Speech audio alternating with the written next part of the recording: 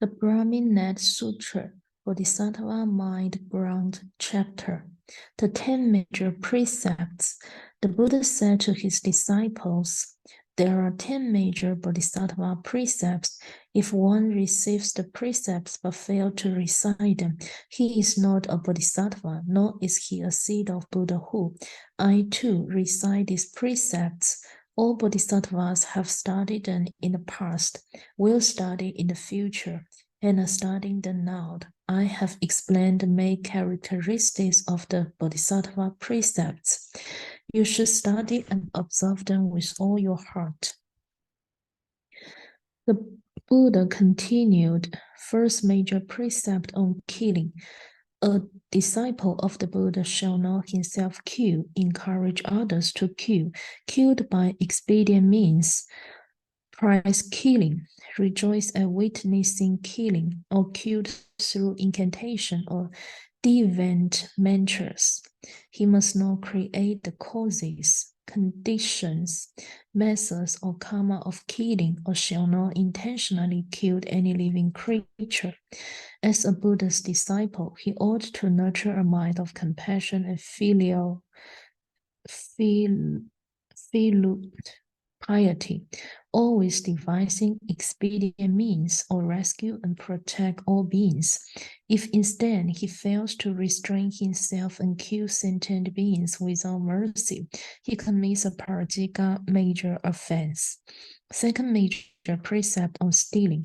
A disciple of the Buddha must not himself steal or encourage others to steal, steal by expedient means, steal by means of incantation or devant mantras. He should not create causes, conditions, methods, or karma of stealing. No valuables or possessions, even those belonging to ghosts and spirits or thieves and robbers, be they as small as a needle or blade of grass, may be stolen. As a Buddha's disciple, he ought to have a mind of mercy, compassion, and filial piety, always helping people earn the merits and achieve happiness.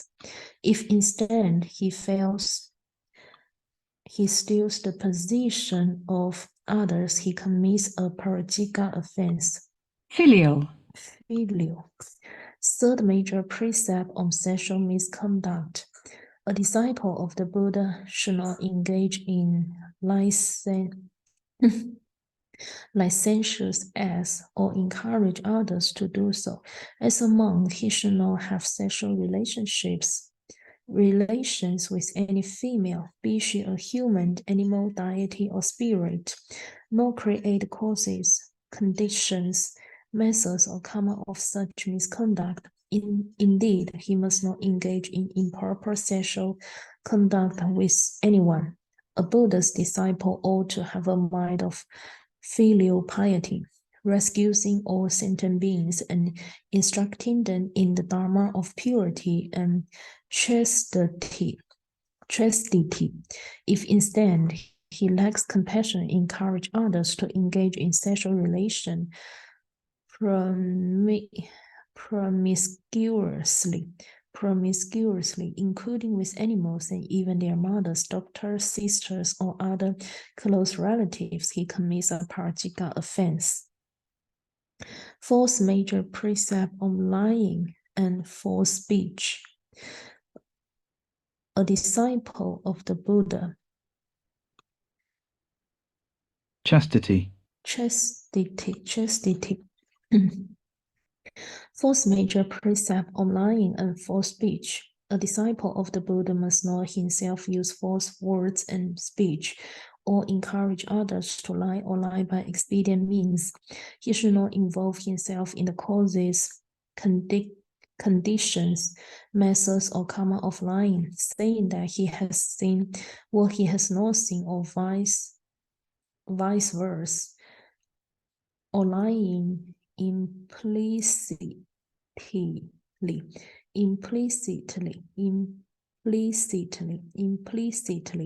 through physical or mental means. As a Buddha's disciple, he ought to have maintained right speech and right views always, and lead all others to maintain them as well. If instead he causes wrong speech, wrong views or evil karma in others, he commits parajika offense. Fifth major precept on selling alcoholic beverages. A disciple of the Buddha must not trade in alcoholic beverages or encourage others to do so. He should not create causes, conditions, methods, or karma of selling any intoxicant whatsoever, for intoxicants are the causes and conditions of all kinds of offenses. As a Buddha's disciple, he ought to help all sentient beings achieve clear wisdom. If instead he causes them to have upside down, topsy-turvy thinking, he commits a parajika offense. Sixth major precept on broadcasting the four faults of the assembly. A disciple of the Buddha must not himself broadcast the misdeed or infractions of the bodhisattva clerics or bodhisattva lay persons, or of ordinary monks and nuns, nor encourage others to do so. He must not create causes, conditions, methods, or karma of discussing the offenses of the assembly. As a Buddha's disciple, whenever he hears even evil persons, ignorant or followers of the truth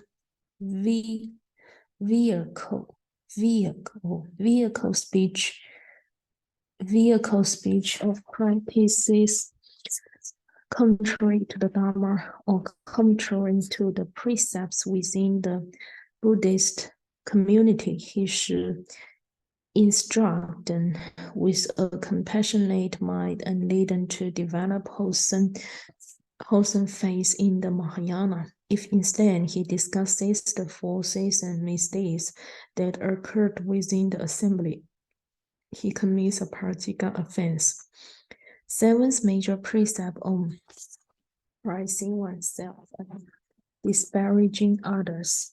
A disciple of the Buddha should not prize himself and speak ill of others or encourage others to do so. He must not create causes, conditions, methods, or karma of prizing himself and disparaging others.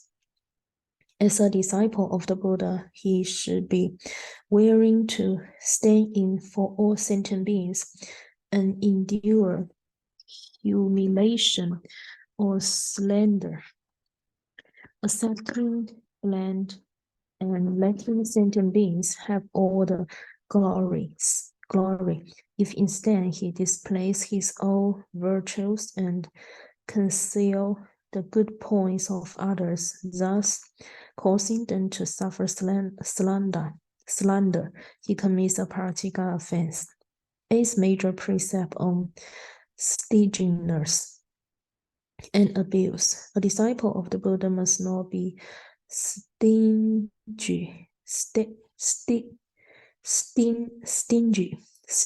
or encourage others to be stingy.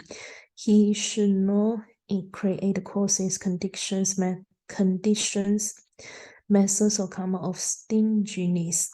As a bodhisattva, whenever a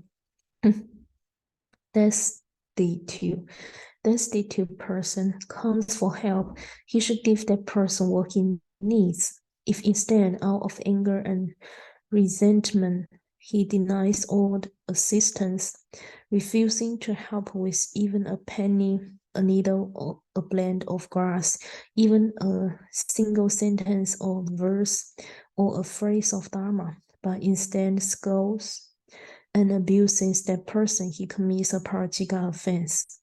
Ninth major precept on anger and resentment.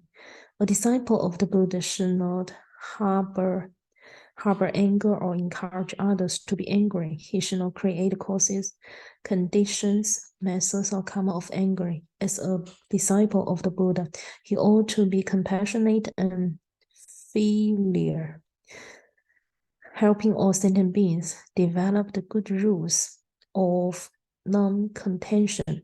If instead he insults and abuses sentient beings, or even transformation beings such as deities and spirits, with harsh words, hitting them with his fist or feet, or attracting them with a knife or club, or harbors grudges, even when the victim confesses his mistakes and humbly seeks forgiveness in a soft, conciliatory voice, the disciple commits a practical offense.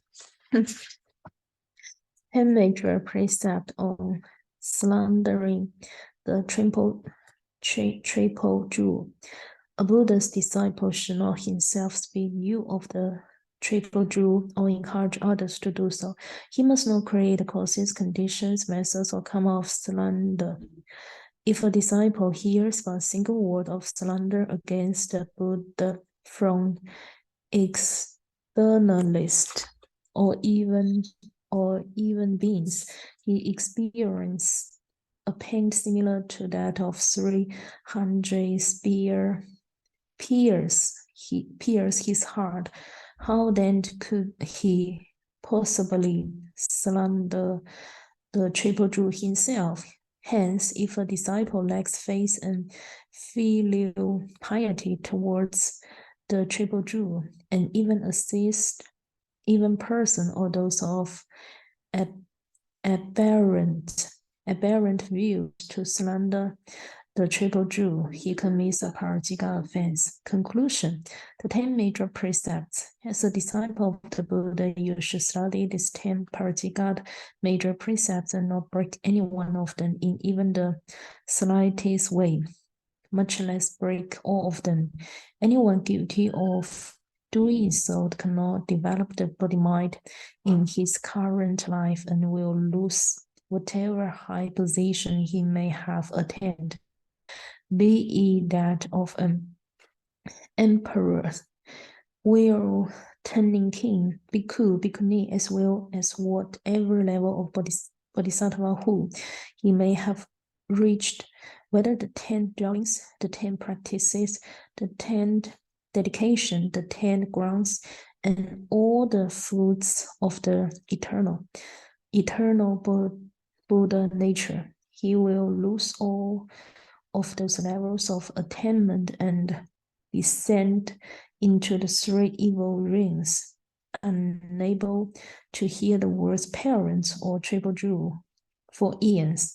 Therefore, the Buddha's disciples should avoid breaking any one of these major precepts. All of you bodhisattvas should study and observe the 10 precepts which have been observed and are being observed and will be observed by all bodhisattvas. They were explained in detail in the chapter The 8,000 Rules of Conduct. The 48 secondary precepts. Then the Buddha told the bodhisattvas, now that I have explained the 10 major precepts, I will speak about the 48 secondary precepts. Disrespected towards teachers and friends. A disciple of the Buddha who is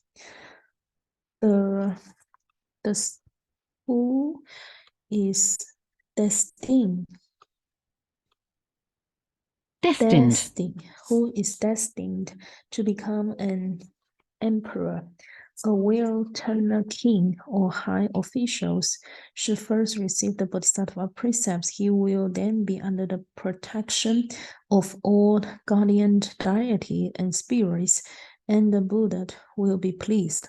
Once he has received the precepts, the disciple should develop a mind of filial piety and respect. Whenever he meets an elder master, a monk, or a fellow cultivator of like views and like conduct, he should rise and greet him with respect. He must then respectfully make offerings to the guest monks in accord with the Dharma. He should be willing to pledge himself, his family, as well as his kingdom, cities, jewels, and other possessions. If instead he should develop conceit or arrogance, delusions or anger, refusing to rise and greet guest monks and make offerings to them respectfully in accordance with the Dharma, he commits a secondary offense. On consuming alcoholic beverages, a disciple of the Buddha should not intentionally consume alcoholic beverages, as they are the source of countless offenses. If he but offers a glass of wine to another person, his retribution will be to have no hands for 500 lifetimes. How could he then consume liquor himself? Indeed, a bodhisattva should not encourage any person or any other sentient beings to consume alcohol, much less take any alcoholic beverages himself. A disciple should not drink any alcoholic beverages whatsoever. If instead he deliberately does so or encourages others to do so, he commits a secondary offense. On eating meat, a disciple of the Buddha must not deliberately eat meat.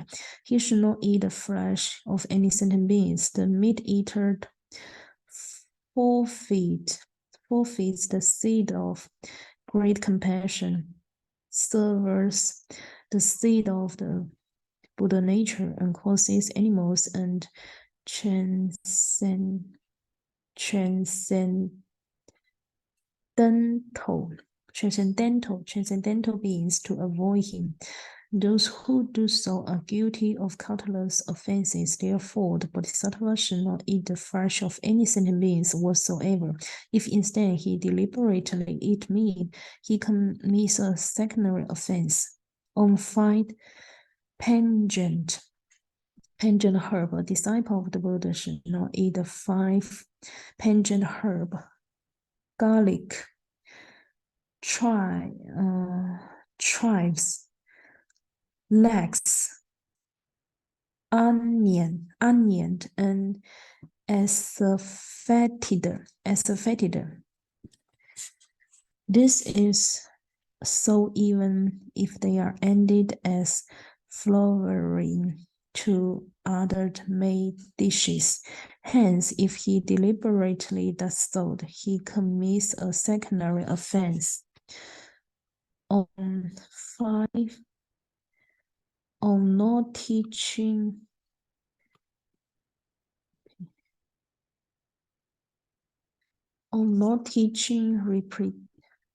repentance.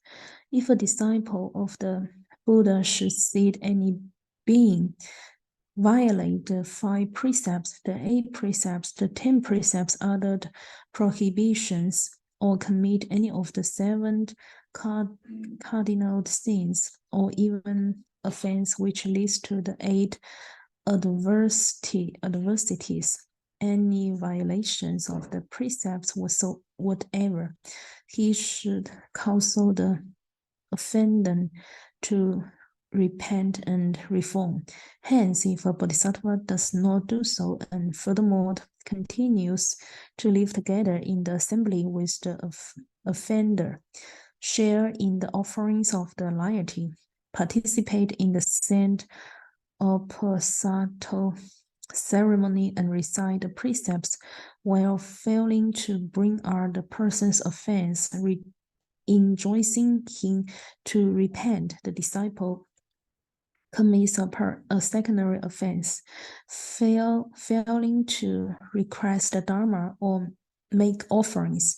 If an elder master, a Mahayana monk, or fellow cultivator of like views and practice should come from far away to the temple, residence, city, or village of a disciple of the Buddha, the disciple should respectfully welcome him and see him off. He should minister to his needs of all types. Through doing so, may cause as much as 3 taels of God. Moreover, the disciple of the Buddha should respectfully request the gaze master to preach the Dharma 3 times a day by bowing to him without a single thought of resentment or weariness. He should be willing to sacrifice himself for the Dharma and never be lax in requesting it.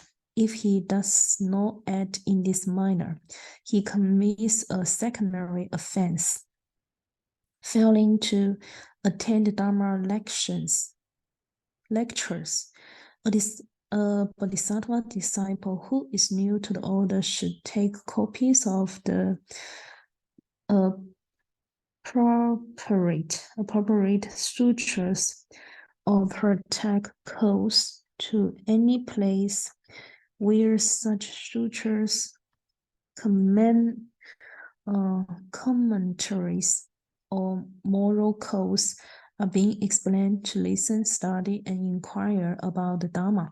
He should go to anywhere, be it in a house, breathe a tree, in a temple, in the forest or mountains, or elsewhere. If he fails to do so, he commits a secondary offense.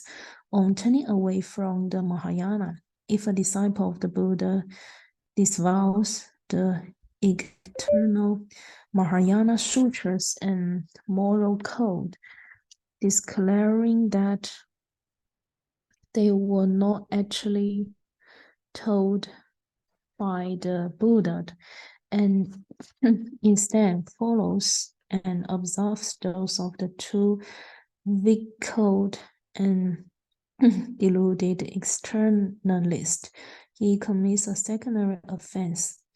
On failure to care for the sick, if a disciple of the Buddha should seek anyone who is sick, he should constantly provide for that person's needs, just as he would for a Buddha. Of the 8 fields of blessings, looking after the sick is the most important. A Buddha's disciple should take care of his father, mother, Dharma teacher, or disciple, regardless of whether he or she is disabled or suffering from various kinds of disease. If instead he becomes angry and resentful and fails to do so, or refuses to rescue the sick or disabled in temples, cities and towns, forests and mountains, or along the road, he commits a secondary offense. On storing deadly weapons, a disciple of the Buddha should not store weapons such as knives, clubs, bows, arrows, spears, axes, or any other weapons, nor may he keep nets, traps, or any such device used in destroying life. As a disciple of the Buddha, he must not even avenge the deaths of his parents, let alone kill sentient beings. He should not stone any weapons or device that can be used to kill sentient beings. If he deliberately does so, he commits a secondary offense. The first 10 secondary precepts has just been described. Disciples of the Buddha should study and respectfully observe them. They are explained in detail in the 6 chapters now lost. Following these precepts on serving as an emissary, a disciple of the Buddha should not, out of personal benefit or even intentions, act as a conscious emissary to foster military confrontation and war, causing the slaughter of countless sentient beings.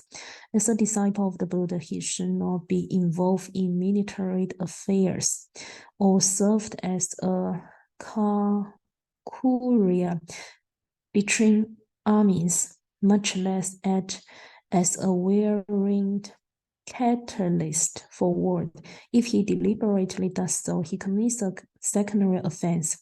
On unlawful business undertakings, a disciple of the Buddha must not deliberately trade in slavers or sell anyone into servitude, nor should he trade in domestic animals, covins or wood for casket.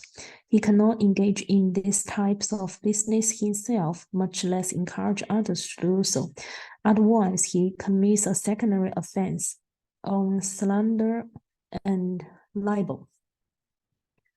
A disciple of the Buddha must not, without cause and with evil intentions, slandered virtuous people, such as elder masters, monks, or nuns, kings, princes, or other upright persons, saying that they have committed the 7 cardinal sins or broken the 10 major bodhisattva precepts. He should be compassionate and filial and treat all virtuous persons as if they were his father, mother, siblings, or other close relatives. If instead he slanders and harms them, he commits a secondary offense.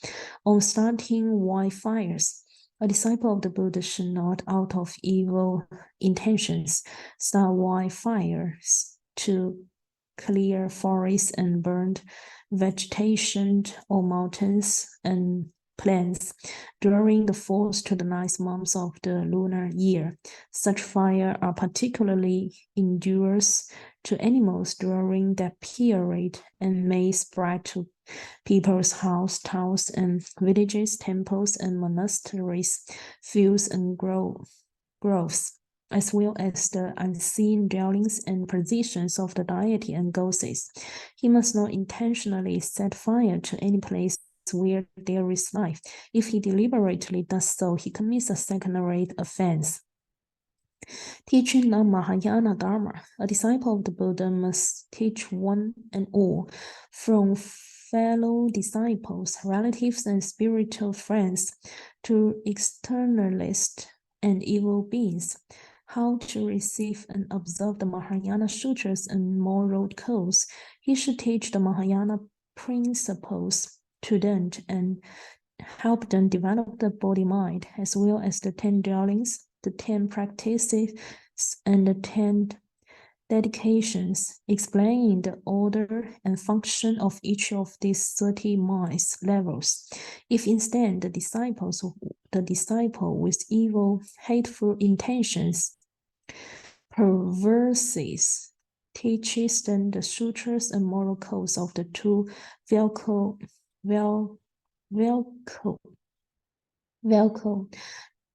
tradition, as well as the commentaries of deluded externalists, he thereby commits a secondary offense. Unsound explanation of the Dharma. A disciple Dharma master must first, with a wholesome mind, study the rules of deportment, as well as sutras and moral codes of the Mahayana tradition, and understand their meanings in deep depths. Then, whenever nobles come from afar to seek instruction, he should explain according to the Dharma all the bodhisattva renunciation practices, such as burning one's body, arm, or finger, as the ultimate art in the quest for supreme enlightenment. If a novice is not prepared to follow these practices as an offering to the Buddha, he is not a bodhisattva monk. Moreover, a bodhisattva monk should be willing to sacrifice his body and limbs for a starving beast and hungry goddesses, as the ultimate act of compassion and in rescuing sentient beings. After this explanation, the Bodhisattva Dharma master should teach the novice in an ordinary way to awaken their minds. If instead, for personal gain, he refuses to teach or teaches in a confused manner, halting passages out of order and contact, or teaches in a manner that disparage the triple jewel, he commits a secondary offense. On accepting donations, a disciple of the Buddha must not, for the sake of food, drink, money, positions of fame, approach and befriend kings, princes, or high officials, and on the strength of such relationships, exhaust moneyed goods or other advantages, nor may he encourage others to do so. These actions are called untoward, excessive demand, and lack compassion and filial piety. Such a disciple commits a secondary offense. On serving as an inadequate master, a disciple of the Buddha should study the 12 divisions of the Dharma and recite the Bodhisattva precepts frequently. He should strictly observe these precepts in the 6th period of the day and night and fully understand their meaning and disciples' principles as well as the essences of the Buddha nature. If instead the disciple of the Buddha fails to understand even a sentence or a verse of the moral code or the causes and conditions related to the precepts, but pretended to understand them, he is deceiving both himself and others. A disciple who understands nothing of the Dharma, yet as an teacher transmitting the precepts, commits a secondary offense. On double tongued speech, a disciple of the Buddha must not, with malicious intent, gossip or spread rumor and slander, create disorder and disdain for virtuous people. An example is disparaging a monk who observes the Bodhisattva precepts as he makes offerings to the Buddha by holding a license burner to his forehead. A disciple of the Buddha who does so commits a secondary offense, fails to liberate sentient beings. A disciple of the Buddha should have a mind of compassion and cultivate the practice of liberating sentient beings.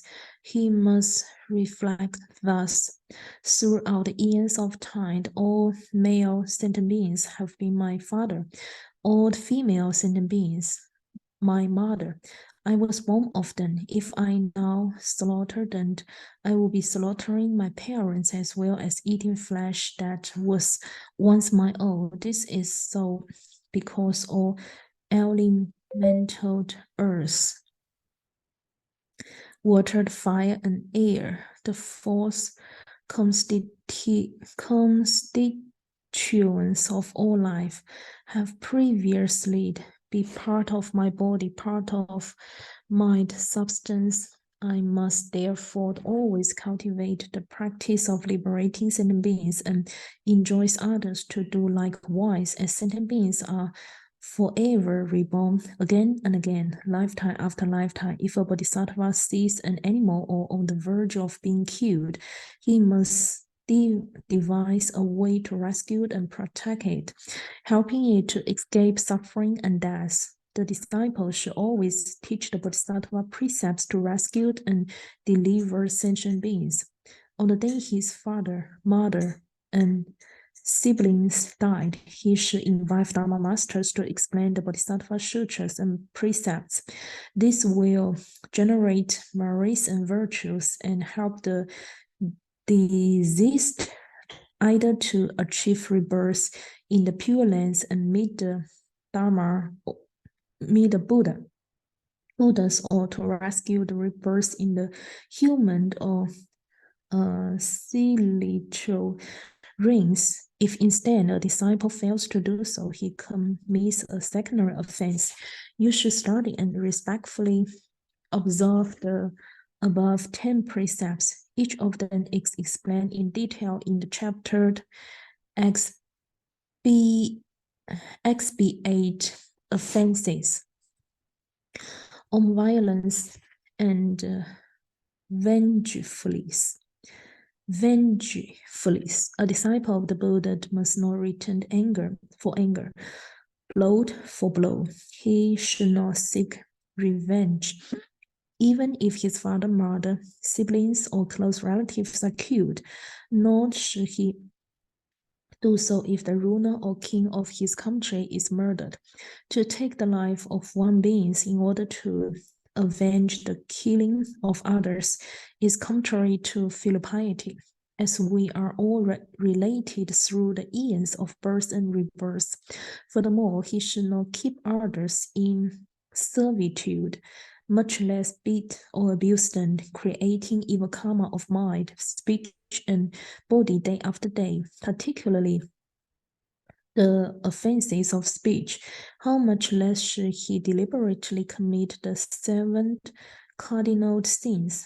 Therefore, if a bodhisattva monk lacks compassion and deliberately seek revenge, even for an injustice done to his close relatives, he commits a secondary offense. Arrogance and fail to respect the Dharma. A disciple of the Buddha who has only recently left home and is still a novice in the Dharma should not be conceited.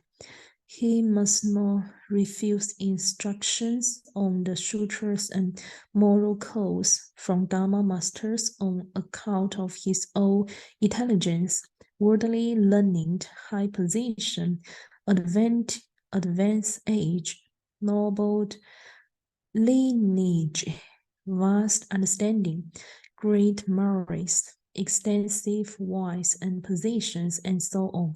Although these masters may be of humble birth, young in age, poor, or suffering physical disabilities, they may still have genuine virtue and deep understanding of sutras and moral codes. The novice bodhisattva should not judge Dharma masters on the basis of their family background and refuse to seek instructions on the Mahayana truths from them. If he does so, he commits a secondary offense.好，读到这里啊，非常谢谢，放慢了。